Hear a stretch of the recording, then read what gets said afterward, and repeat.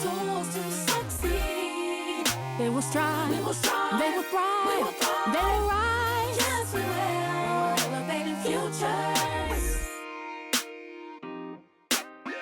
When we're elevating futures. Futures, yeah. My guest today is John Baldoni, who has dedicated his life to helping others unlock their leadership potential. John isn't just another leadership guru. He's a passionate educator who believes in the power of purpose and grace to transform individuals and organizations. Drawing from his rich experiences coaching executives and speaking to diverse audiences around the globe, John brings us stories that not only inspire, but offer practical wisdom we can use right away. John, welcome to the podcast. Well, thank you, Dr. Tracee. What a warm, warm welcome. I'm going to bottle that up and share with my wife. I appreciate it. Well, as I said, we're glad to have you here, and we just want to get started talking about how you got here. How did you become an educator for leaders? Well, that's a good question. And I want to backtrack just a little bit. What we know about leadership today is actually relatively new. And the sense of leadership, I hate to say this, has become a fad, but it's a good fad. I went to, St. John's High School in Toledo, Ohio, where you're based. I was taught by the great Jesuits. I don't recall ever hearing the word leadership. I subsequently went to Georgetown, and I didn't hear the word leadership per se, but I was taught leadership. I was taught by example, same for my parents. So when I say fad is that we have always had leadership. It's since our prehistoric times. But the way we frame it now and study it and speak about it, and particularly in organizations, it's a relatively new thing, but it's a great thing. So my original career was in marketing communications. I became a speechwriter, and I went back to school in the mid-90s and explored topics of organizational behavior and leadership and things like that. And I crossed the Rubicon because I was asked to write speeches about leadership. And I said to myself, hey, I want to be saying that. Well, that's crossing the Rubicon because the hallmark of a good speechwriter is anonymity. So I wanted to be the one on the stage. But it taught me a lot because as a young person, I had an up close and personal view of what leadership is all about because I work with senior leaders, senior executives, crafting messages for them. So then I started writing and became certified as a coach and all of those other things. So what I do now as an executive coach and communications coach as well, and speaker and author, is a second career for me. Okay. Well, tell me this. What has contributed to your focus on grace and responsivity when working with our team members and our supporting team members particularly? And has this focus always been a part of your philosophy? No, it hasn't. And it's an interesting thing because I started writing about communications because that's what I knew. And then I just began to study the topics of purpose and evolved to that. So, and I've written quite a number of books, but the early books were kind of, in a way, recipe books, which were good. They did well. People gave them practical and tactical knowledge. But I went through kind of a change and I looked at our culture, the way we are, and the civil discourse, which isn't civil anymore. And I thought I could write a screed about how bad things are, but who cares? So I flipped it. And in a way, unknowing to me, I really went back to my roots because my parents were both people of grace. They lived for others, certainly their family, and my sisters and I were the beneficiaries of that. But my mother was very active in ecumenical affairs and the community. She was a local mayor, a little town of Perrysburg, Ohio. My father was a family practitioner, put his patients first, loved the art of medicine as well as the science of it, of course. And then, of course, the Jesuits. And I learned how to, what the power of grace. And grace, as is said, is that it's given to us without strings, but it's what we do with it and put it into action for others and for ourselves too. So, Okay. And, again, grace is something that, working in the religious space has been common for a long, long, long time. But it seems like probably in the past 5 to 10 years, we've seen this word of grace pick up more traction in the professional realm. And so, it's always nice when those values we're raised with finally start to resonate. It kind of gives us some validation, right? yeah, I'm glad that you mentioned that because when I have written 3 books on the topic of grace. And when I published my first one in 2019, I think I was about the only person from the secular world to write about grace within leadership. And grace, by its nature, many of us learn it through our faith-based tradition. But grace is is part of the human condition. It goes back to our DNA of wanting to take care of other people, and it's also evident in every faith you can think of. But also, it's the fundamental concept of human relations. So, showing our better, or as Lincoln would have said, the better angels of our nature. And so I'm glad now. And this brought me to bring my 3rd book, which is called Grace Under Pressure. And that's a concept that many people have heard, and originally came from Hemingway, who wrote it in a letter to Dorothy Parker, a fellow author. And that was discovered by Ted Schlesinger when he was writing the Profiles in Courage with John Kennedy in the late 1950s. And what both Hemingway and Kennedy meant by grace under pressure was the courage of keeping it together when things are falling apart. But I have expanded that thought to ingratiate what grace is. And I like to think is that grace, bottom line, comes down to the courage that you do, but also candor, conviction. Ultimately, it comes down to connection, one-on-one or one to a community. And that leads to what I think we're all striving for in any kind of format, and that is community. We all want to belong to something greater than ourselves, to contribute to it. And grace plays a role in that, in fostering community. And so that's a theme that I have been exploring for a while now.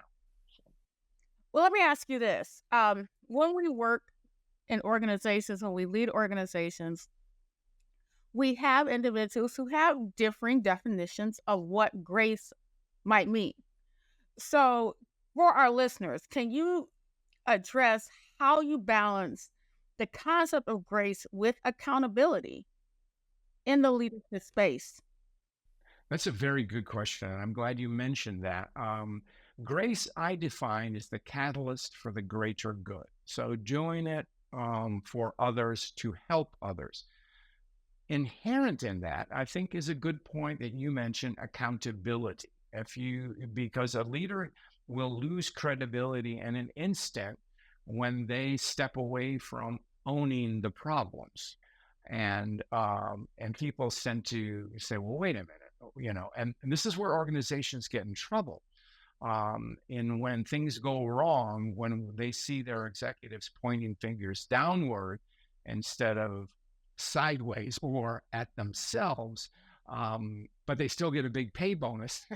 And then, that erodes trust immediately. So grace fosters trust, but accountability is so important. And because without accountability, leadership is really worthless. It's just words, if you don't stand up for what you do. And here's the key point. When things go wrong, a good leader will own it. And now that doesn't mean they created the problem, but they are responsible for it. A good friend of mine who was a retired U.S. Army general used to say, it's all your fault. So in other words, own it and address it. And make it happen. And when you deflect accountability, you erode a sense of trust. And Sadly, we have a political system now that rewards the deflection and the denial and the denigration of accountability and individual responsibility.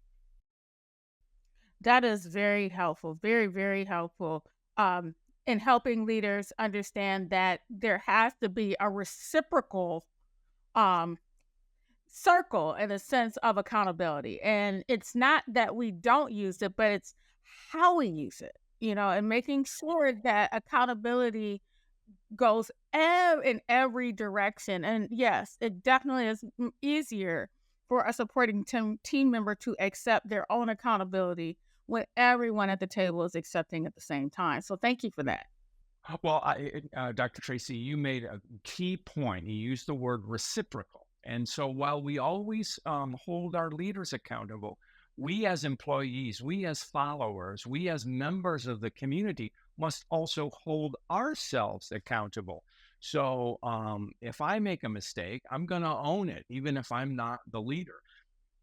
And so when I do that, that makes me more of a stand-up person, if you want to say something like that. But so accountability is a 360 process. We're all in it. Absolutely. And as we continue to talk about accountability, it leads me to think about the phases of leadership. And I'm not the leader at 46 years old that I'll be at 66 years old or that I was at 36 years old.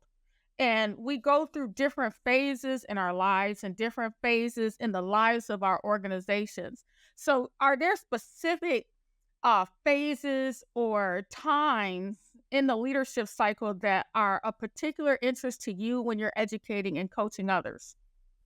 It's a very good point. But you talked about accountability, Dr. Tracee, but I don't know if you're holding yourself accountable because you're inflating your age. No way are you 46. Yeah, unfortunately, I will be 46 in November. But yes, and really doing that reflect. But as you're talking, I do some national work, and one of the questions that just came up yesterday was, how do you reflect on your mistakes and where you want to grow? And every night I go home and I look in the mirror and, okay, you blew that today, but there's another. What did you learn from it? And this is a warning because that situation is going to happen again, and at a higher level, we be prepared for it. But even when I think about who I was 10 years ago and who I'll be 20 years from now, I think at every stage, in certain places, I'll be laughing at the leader I was before. So I think you might be able to help me and other listeners to kind of look out at certain phases of your life, certain phases of your organization. These are certain issues you want to look out for. And are there any things that you can point us to?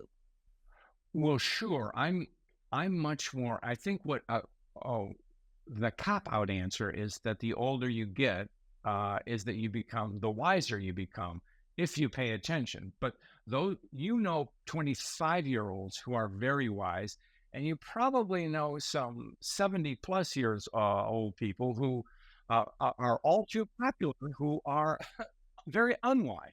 So we know things. I think it's an accumulation. And as far as for me, one of the reasons I explored grace was because I was worried about the discourse that we're facing, but also the discord we're facing and the degenerative discourse.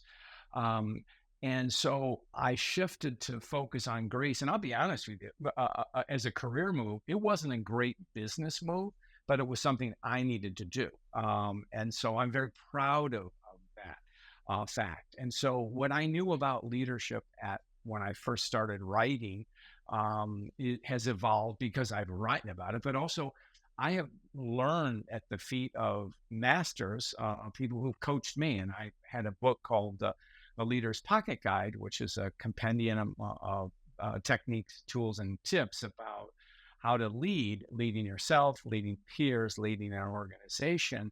And so much of that information came from the people that I coached. And so, of course, my knowledge has evolved. Now, I'm in my semi-retirement years. And so, and I still have something to contribute, but my perspective is different. And so my role is different. And so I want to be more in the mode of helping others, giving back. And that's what I try to do with my colleagues and my show and things like that, shine a light on the work of others to help us all grow together. So I didn't have that attitude when I was 40 or 45. So, that's something you grow into. Agreed. Absolutely agreed. And that's my story too. I think coming from the nonprofit arena, which is extremely saturated, and being a startup nonprofit, being heard was very, very important. Getting in the door was very, very important. And so that was one of the themes that I actually shared with that group, is that now that we've knocked down enough doors and made enough noise, how do we use the opportunities we have to improve the life outcomes of the individuals of this community? And then how do we create opportunities for future leaders to stand on our shoulders? So that has been my story, and I appreciate that validation.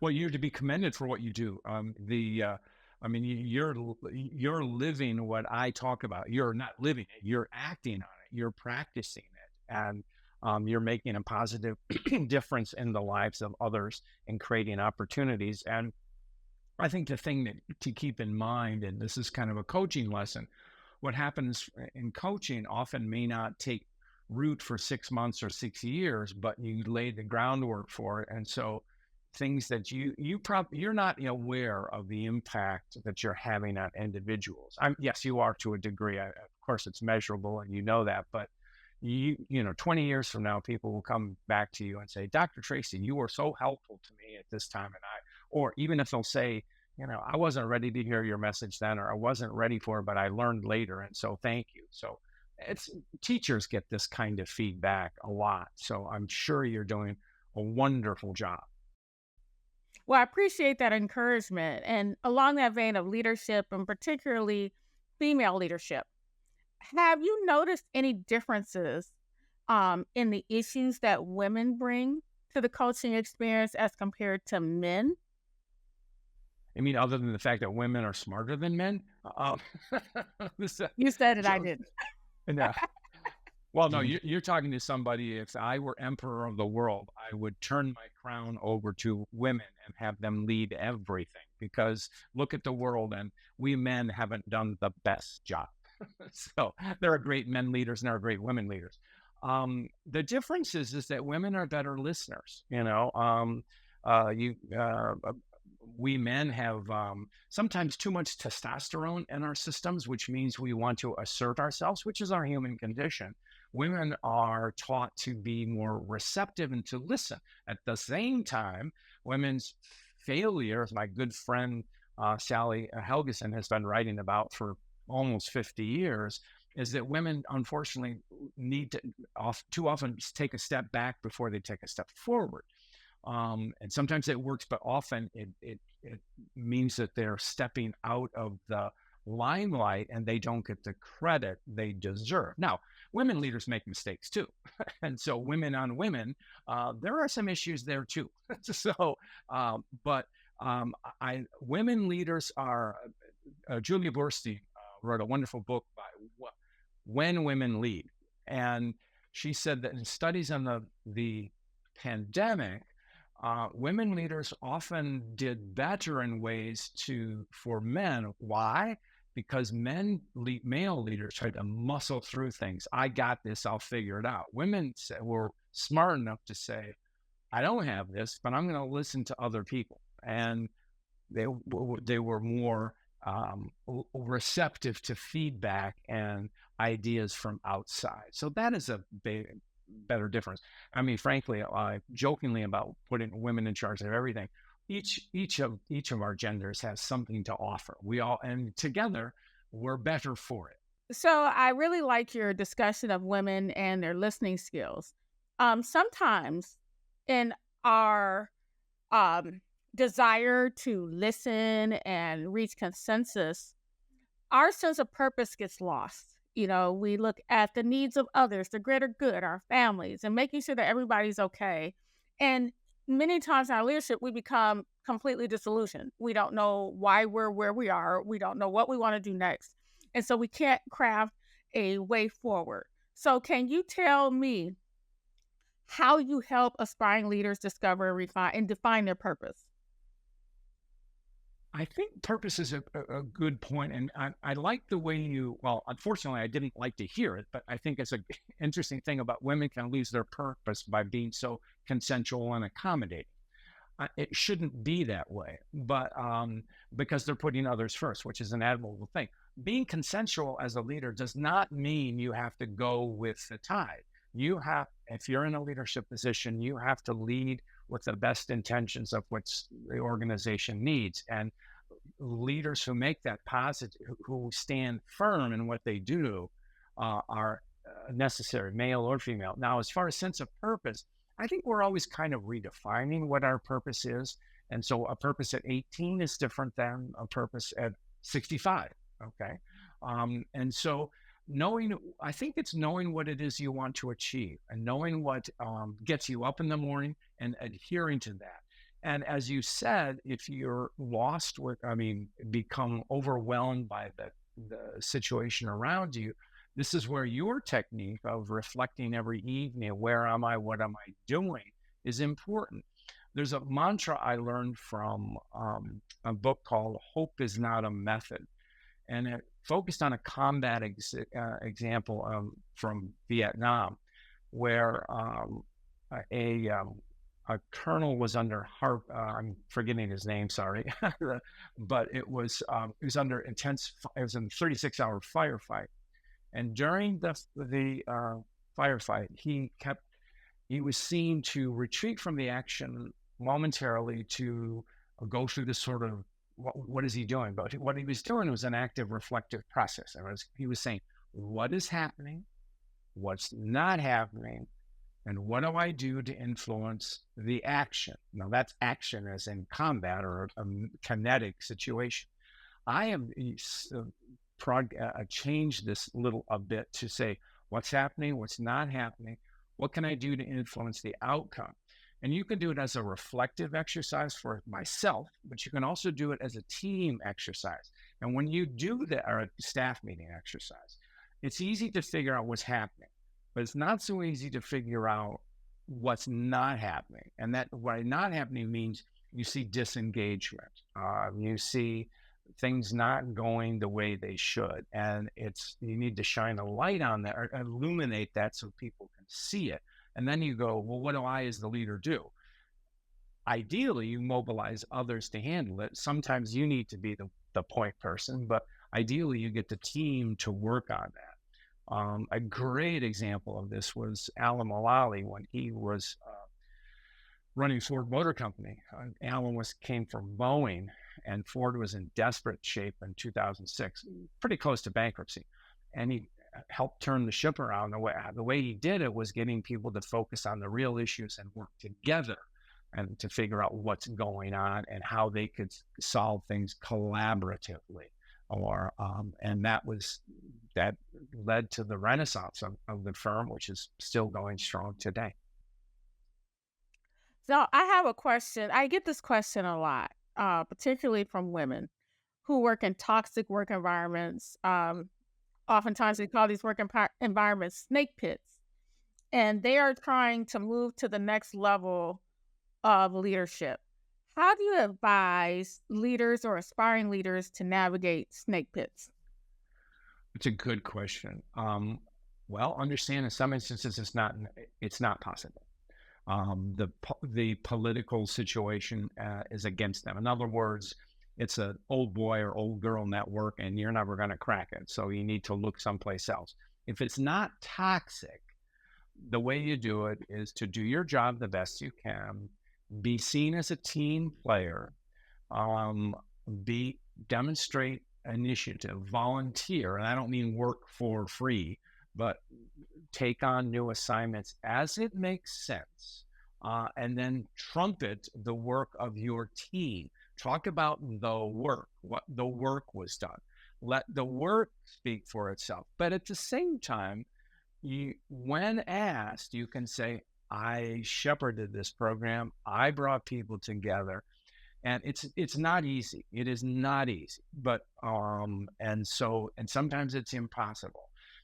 But sometimes recognizing that it is impossible gives you the freedom to move to someplace else, which is more um, uh, uh, open to the ideas and the commitment that you can show.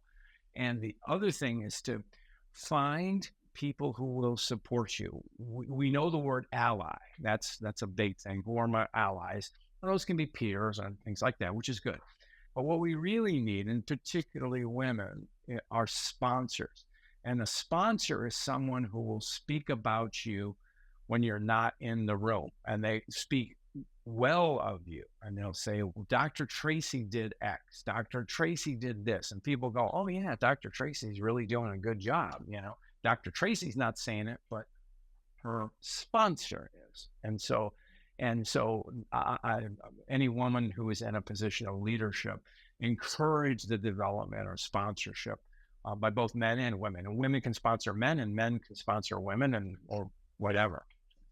Yes, sponsorship is critical, critical, critical, critical. And I think sometimes when we are in a hostile work environment, it is very tempting to count your enemies and then forget about your friends. So I think that is extremely, extremely helpful. So thank you for that.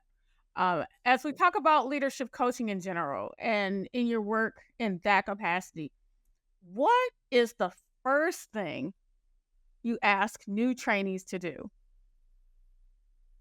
I'll push back on the word trainee, because coaching is not training, it's developmental. Training is helping someone acquire a skill. I think what is it you want to accomplish? And then I think that if you ask me to one question I go through is, what's holding you back from doing what it is you want to do? It could be a boss. It could be a lack of, you don't have an MBA, or you don't have the professional skills to do this, or you have no interpersonal skills. So those are the kinds of things. So I get a diagnosis of what's holding you back and where you want to go. And my coaching process is not unique, but it's basically doing an assessment, which can be both norm reference, but also questions, and also 360. Find out where you are, and then identifying 2 to 3 things you want to work on in a given period of time. And they should be work related. But I always like to say a third one is focus on yourself. How can you be? And so give an example of that as something I'm working on and have been for a good long time. It's patience. So why do I need to be patient? Well, I need to listen. I'm somebody who is in a hurry, and I like to be. That's who I am. But if I'm in a coaching environment, or even with my spouse and family, I can't always be in a hurry. You got to live in the moment, be present. So, and then find strategies to enhance that. So identify what your situation is, what you want to work on, what your goal is, and what tactics can you use to achieve that. So to be a better communicator. Okay, that's pretty broad, but what specifically? Listen more, clarify your messages, practice that, read the room, those kinds of things, so that you are more in tune with how your message is related to other people, how other people are reacting. So building upon patience, help our listeners think through potential strategies for balancing short-term pressures and long-term vision and strategy. Well, short-term pressures, a good friend of mine, Donald Altman, who's written extensively on the topic of mindfulness, and he's been doing it for longer than anybody I know, for more than 2 decades. It's being mindful. So what does mindfulness mean? Well, it means being aware of what's around you, what's happening. And Donald also talks about the pause. When things get stressful, take a break. Just step away from your cubicle, walk outside, take a walk. It could be as simple as just closing your computer screen, closing your eyes, just reflect for a minute, look out the window, that kind of stuff. Just decompress for that moment. That's short term. Okay. Meditation helps. That yoga, exercise helps. Physical activity will help you, I think, in some ways, be more patient about things. As far as long term, know what your goals are, but so often, if it's long term, remember it's not a sprint; it's a marathon. And so, and it's you will understand that you will make mistakes, and so and don't beat yourself up too badly for them. This is where grace comes in. Show yourself some grace. Give yourself credit for what you have done, but at the same time, understand. Okay, I'm going to keep doing this. Listen to feedback. How am I doing? What can I do better? And if I need to readjust things or change things, have the courage to do so. So, but it's that, and then patience is, takes a lifetime, or not for me, it's a lifetime endeavor. But and that's where I think it comes in with taking life as it is. And that doesn't mean you don't seek to change things, but you have a sense of equanimity and composure.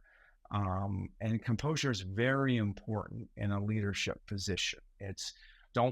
That's where the grace comes in, not flying off the handle. There's a saying in the military that when the action heats up, the commander's voice goes down and he or she speaks more slowly. Well, that's it. Because if we see people losing it, that doesn't inspire us. I always like to use this example of dogs are very attuned to how humans interact with them, and dogs will get very skittish and bark at times if they know that a person is afraid of them or something like that. So you just have to keep it together. Doesn't mean there aren't aggressive dogs. I don't mean that, but part is you have to maintain that calm demeanor, and it's not easy, and it takes time. I think it also comes with age too. We see how 3-year-olds react to things, and maybe different at 13. But by the time they're adults, they've got it together. Not perfect, but they're a little bit better. And I think the older you get, I think you can sort of take it more, and because you don't have this, your motor, your inner drive is working at a little bit slower speed. All right. Well, building upon awareness, what strategies do you recommend for leaders to maintain optimism and deliver hope honestly during challenging times? I'm glad you mentioned the word awareness, because I think the first thing to do, as my friend Dr. Tasha Eureka has said, talked in her research about so few of us are actually aware. And so recognize that you're unaware. So as far as optimism is essential to leadership. Optimism is not looking at the world through rose-colored glasses. It's looking at with realistically, but having hope. And you mine the hope from the strengths of the organization. And that was the genius of Alan Mulally.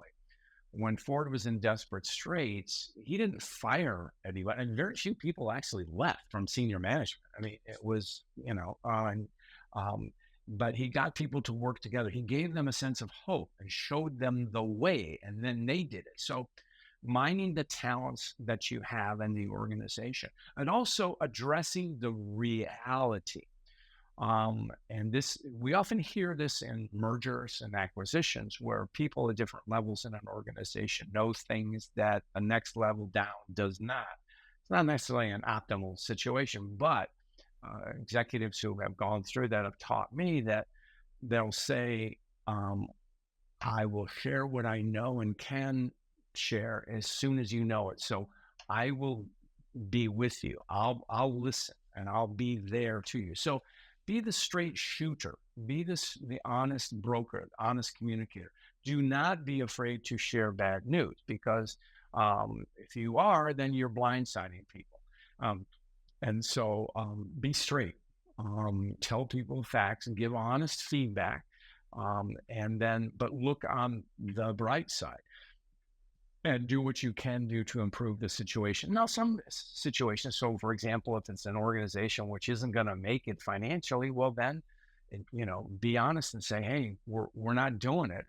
We've got to disband or whatever it is, and seek to help people find another job or those kinds of things. But when adjustments happen in organizational change, be a voice of truth and honesty and accountability, but also look on the bright side, because you have the strengths and the wisdom of the organization and the people who report to you.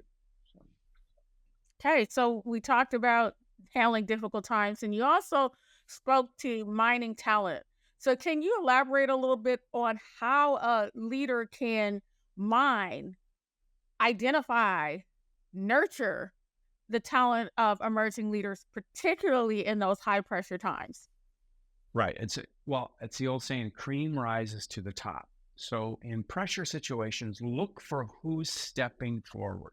Look for who the initiatives, the eager beavers, who are not seeking blame, but seeking to make things better. Okay.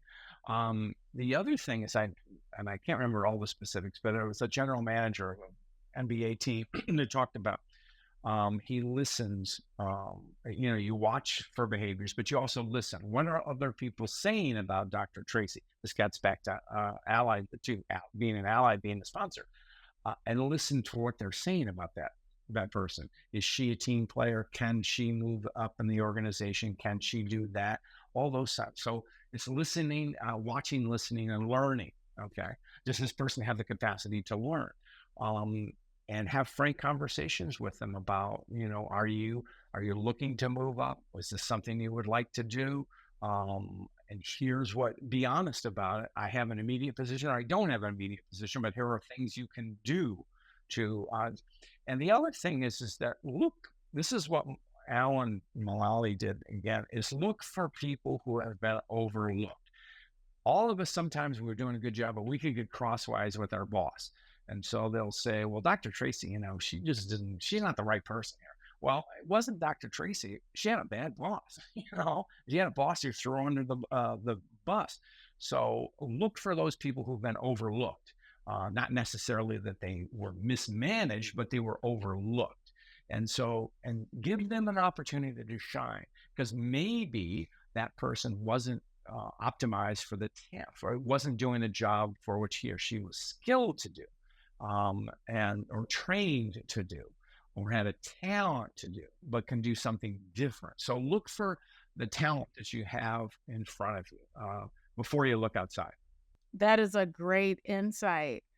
So we've talked about kind of mining talent in terms of a human resource, right?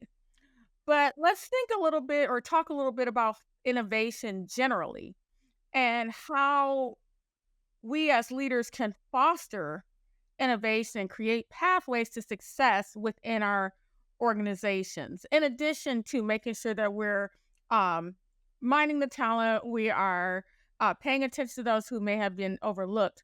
But then how do we start putting in place the tools for them to become creative and start putting those solutions into practice? Well, it's great. I'm going to steal this idea from a person that I've written about and learned from, Rich Sheridan. He runs an organization in my hometown of Ann Arbor called Menlo Innovations. It's a software development firm. And software development is not always a touchy-feely business, rarely. So when Rich started his business 30 years ago, he said, I'm going to do things differently. And the first thing you have to do is drive fear out of the organization. Let me say that again. Drive fear out of the organization. You do not pound a table and tell people to be creative. You make it safe for them to experiment, to exchange ideas. It gets back to what Amy Edmondson has been writing about for decades, called psychological safety, which is basically people have one another's back, or feel the sense that they can speak their minds. So also, when it comes to innovation, understand that innovation does not belong to marketing, to R&D, to finance, or whatever.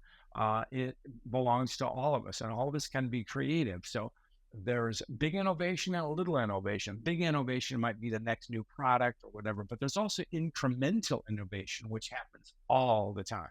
And it can happen by removing a process that speeds up time. Too often we become married to processes because that's the way we always did it. Well, I mean, think about those. I worked with a senior executive who said before he asks anybody to do something new and different, he said, what can we stop doing? So here's a good technique. The next staff meeting, ask people to come to the meeting with ideas about what they can stop doing. And then when the first time they hear that from their boss, they'll go, oh man, that means I'm going to get fired. No, make it safe for people to take. So talk about little processes, little things they can do. And then think about things, what we could do to improve the process. Instead of doing it in 4 steps, we can do it in 2 or maybe 1. Those kinds of, or maybe stop doing it completely. Those kinds of things. Get rid of the administrivia, if there is. But it's not just that. It's being open to new ideas.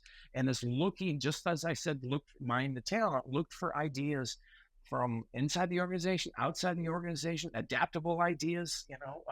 The automotive industry modeled itself in its sales training from the dealerships by looking at what how hotels treated their people as guests.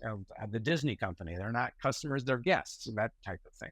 So the hospitals have done the same kind of things. They're looking for ideas from different organizations, cross-pollinate all those ideas. So, and understand the concept, all of us can be creative if we're allowed to be creative. But also, and that fosters, what is innovation? In my opinion, it's applied creativity. Putting those ideas into product and processes. Okay. Well, let's talk about your presentation, Lead with Purpose. You talk about how to create a legacy with emerging leaders. But how do you determine when an emerging leader has the potential to contribute to a legacy? And how do you determine when that leader is actually ready to start contributing to that legacy?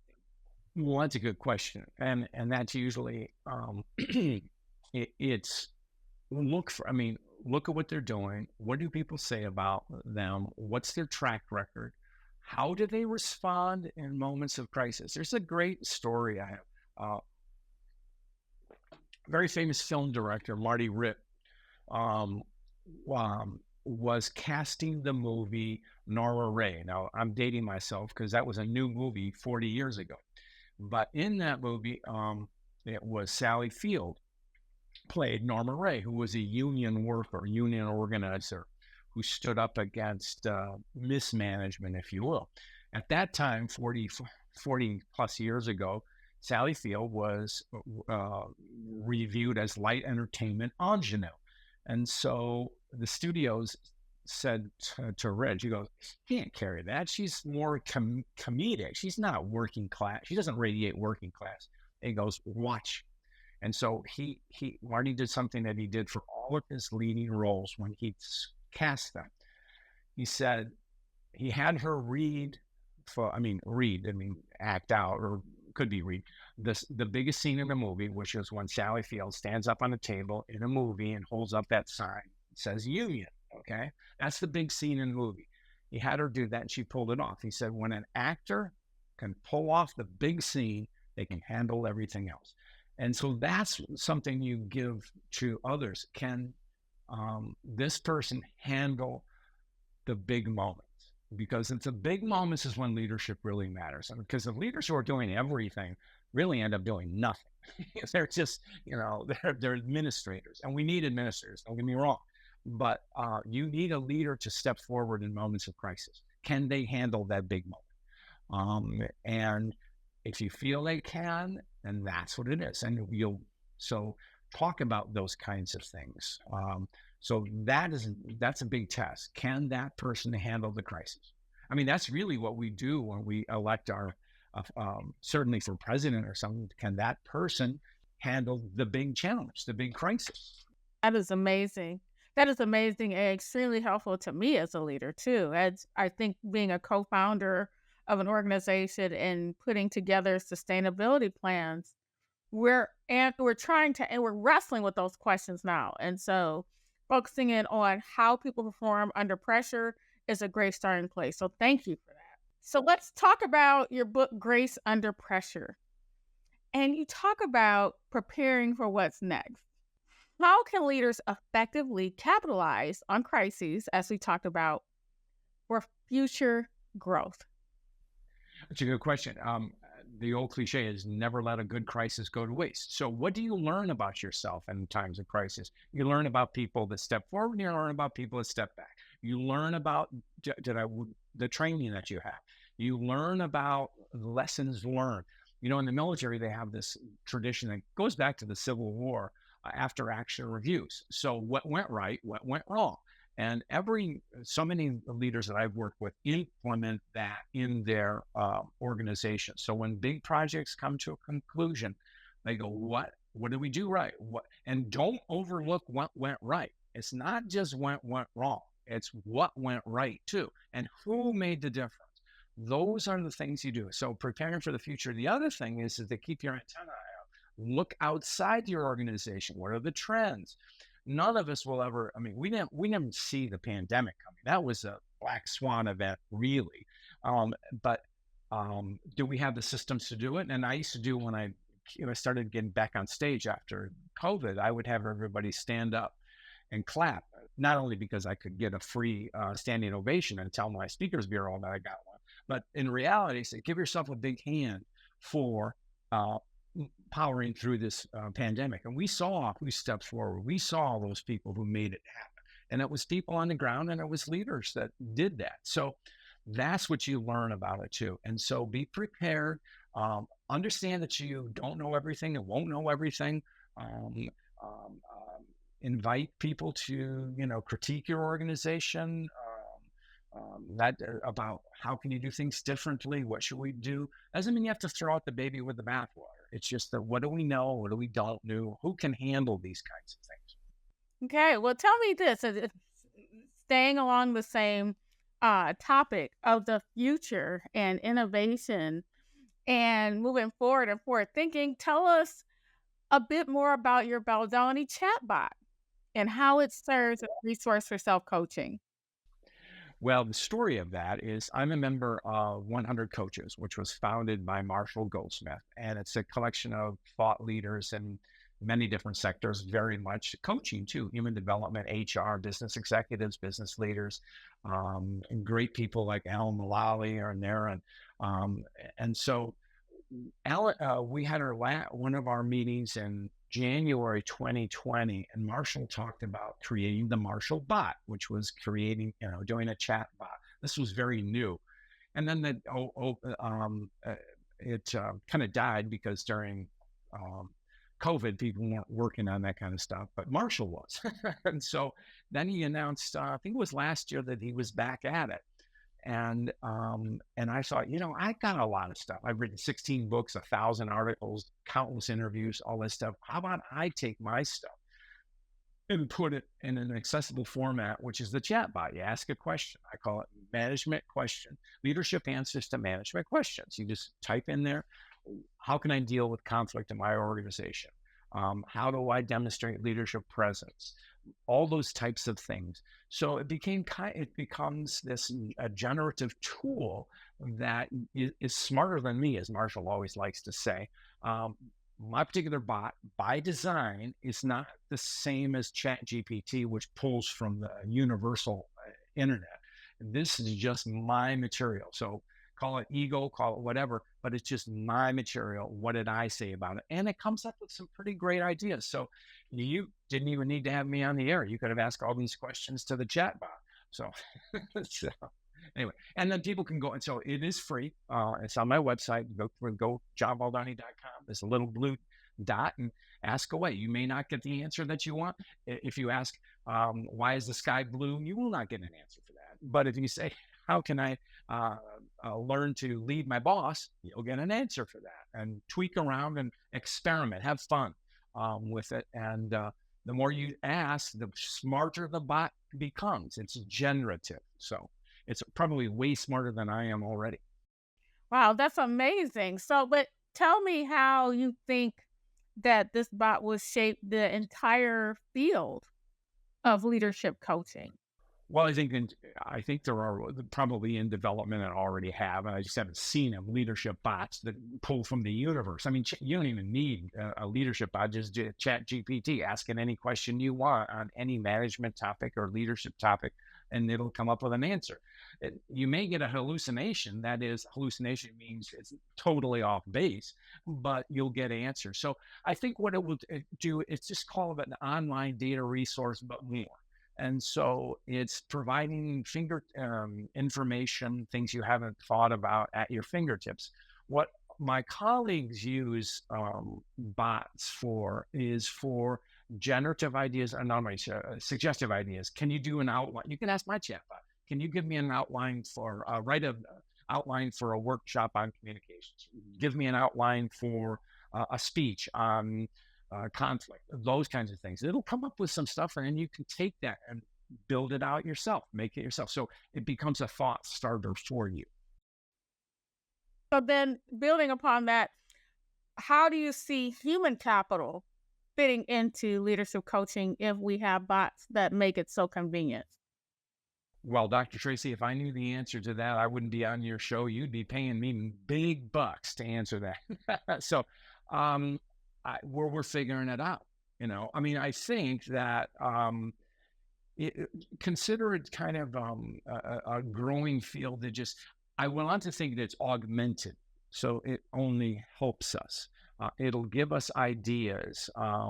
So, for example, physicians use it as a diagnostic tool. It is not a universal diagnostic tool because it can be wrong, but it can cull things. It can suggest things that you had not thought about. But then you need the human element to say, yes, this is what it is, because many diseases can manifest themselves with similar symptoms. And so if you say, well, that's heart disease or it's an arrhythmia or tachycardia, whatever, an experienced physician, as my late father was, would say, no, it's this. That's where the human discernment comes in. But that'll probably be, that's where we are right now. Who knows what it's going to be in a few years from now. So. And knowing how to ask the right questions, right? And under which conditions these responses apply. I think at this point, we'll still require some level of human experience to know what to ask the bot, how to follow up, and under which conditions we should apply what the bot is sharing with us. So, yeah, I'm glad that we can still get you to talk and we don't have to pay those big dollars, but we're going to need you for a while, I think. Oh, thank you.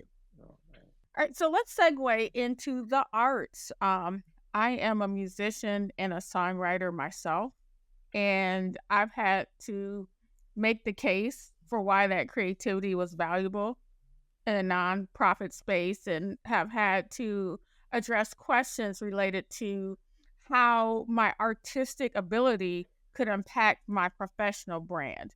And so I understand that you are not only a piano player, but a poet. So what advice would you give to leaders about the importance of creativity and self-expression in their leadership roles? Yeah, I think that's a good question. I think it gets back to the innovation. Basically, I interviewed there's a wonderful songwriter from Nashville, Emily Falvey. She had a job right out of Belmont University. She was hired by an organization, and she has an office on Music Row. And it's the only equivalent, Nashville's equivalent of what was in New York, Tin Pan Alley. So she's, it goes into the office 8 hours a day and bangs out songs. And I said, how can you possibly do that? And she said, creativity is a muscle. You use it. And so part of her role too, and this I think is important, she will do solo, of course, write songs for herself. She'll also collaborate with musicians. And so, or maybe do arrangements and things. So you're building out from just the solo activity, but to working with others. So it becomes like, jazz or sport. We know the analogy of basketball. It's that fluid sport where the ball is passed around. It's what you do in space without the ball. It puts you in a position to do that. The same with kind of creativity, but creativity, think of creativity as a muscle. The more you use it, the more you will have it. Does that mean everybody can be a Picasso? Oh, God forbid, no.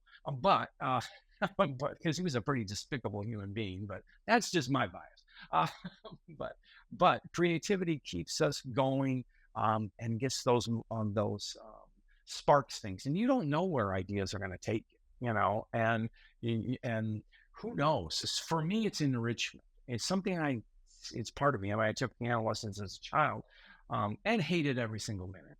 Uh, but I have gone back to it, and it is a joy of my life. I love playing in public, and people would stop throwing things at me, so I'm okay, I think. So there, but the idea of also poetry is, for me, it's a break from writing prose, but it enables me to speak with a different voice, and to experiment.